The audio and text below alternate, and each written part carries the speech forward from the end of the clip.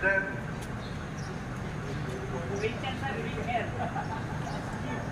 Amen? O yun. Ang pagsubok, kasama na yan. Sabi noon, anak mo, kung nais nyo maglingkod sa Panginoon, kumanda kayo sa pagsubok. Pag hindi ka pa handa sa pagsubok, huwag ka maglingkod sa Panginoon. Huh? Amen? Yeah. Ang pagsubok, iba-iba mo yan. Spiritual, material, financial, physical. Huh? Ngayon, ano naman sinasabi doon sa 1 Corinthians chapter 10, verse 13? Walang pagsubok na dumating sa inyo na hindi tinanas ng lahat ng tao. Walang exception dyan. Even brother man, elder, kahit sino, even the president, kung sino man tao sa mundo, lahat dadaan sa mga pagsubok. Kasi ang pagsubok, pumaraan ng Diyos para tayo tibay. Ang pagsubok ay katatagan. Ang pagsubok ay tatangban ng katatagan. Walang pagsubok, walang katatagan. Kung may pagsubok, mayroong katatagan. Ibig mo ba?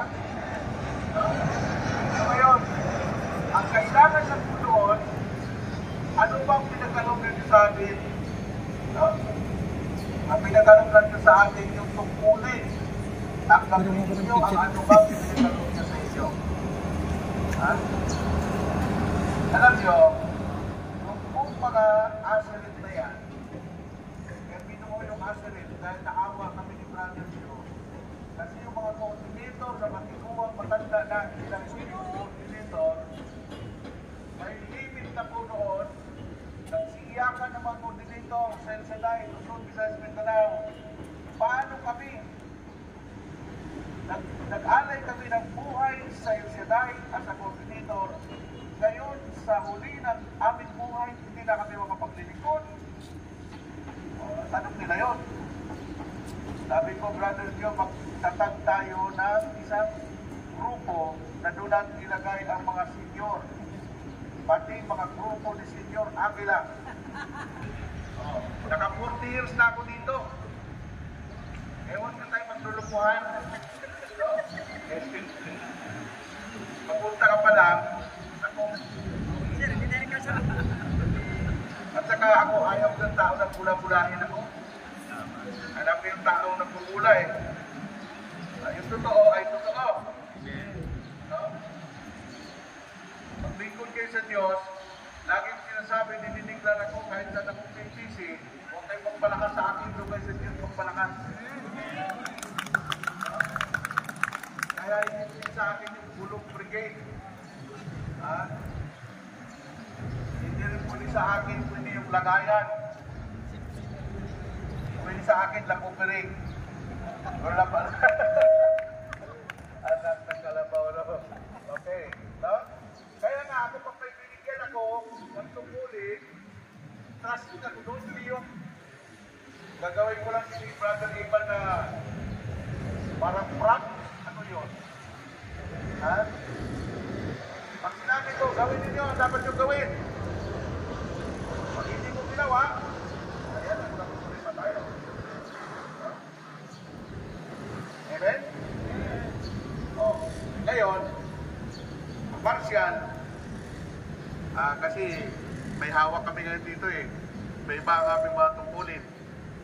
No? Sa akin naman, presidential, PLSG, PSG.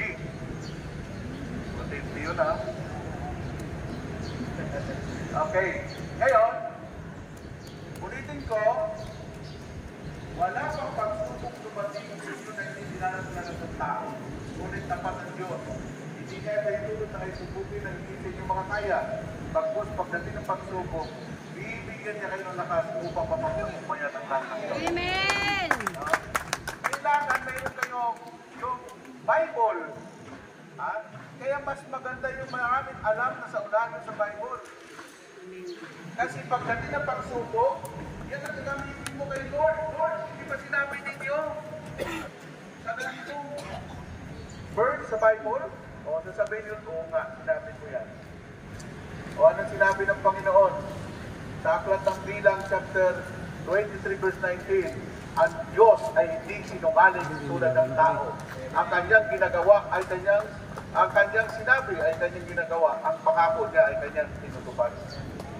O ngayon, kung ang Diyos ay tapat doon sa kanyang sinabi sa Bible, pag dumating ang pagsubok, gagamitin mo yan para sa Panginoon. Panginoon, sinabi niyo ito, hindi mo kami iniwan, hindi mo kami pababayaan. Eh kung wala kang alam sa Bible, no?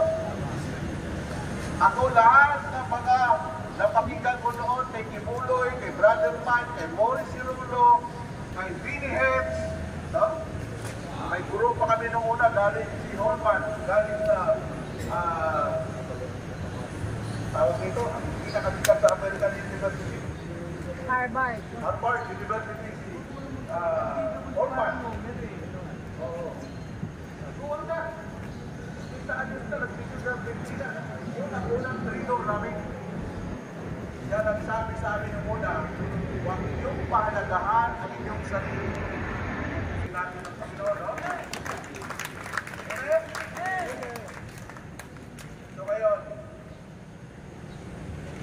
yan lang pasishare ko sa inyo. No? Amen? Amen. Ang share ko lang po sa inyo bukas, sa Lunes. Lunes po ang first anniversary ng CIA Bayanihan Broadcast Media sa PICC.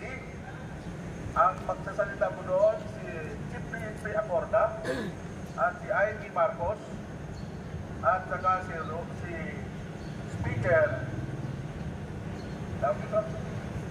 Romandes. Dahil yung mga nagdududa pa sa CIA, tanungin nyo. No? More than 3,000 leaders around the world. Nandun ako sa unahan. Kasi ako po ang International Vice President ng CIA, Bayanihan Broadcast Media. So, kung wala silang alam tungkol dyan, huwag kayo magsalita. Kasi wala kang ano. Yan ay protection sa inyo. No? Tandaan nyo, inalok ko yan sa inyo kasi nung eleksyon, ito ang damit ko kay Sarah, kay Buko. Ako po ang Vice President sa buong Visayas Region. Nag-missioner sa lahat ng mga Ecumenical. Kaya nung manalo si BBM, isa lang po ang sinabi sa amin, Brother Bay, itayo natin ang media. Kaya meron tayong TV. No? Yung Bayanihan Broadcast Media, 24 hours po yun, parang Seminay, parang Unit TV. Nakakunik tayo sa Ika National Intelligence. Bukan mo, magtayo ka ng samahan. Ilagay mo yung logo ng Malacanang. Bukan.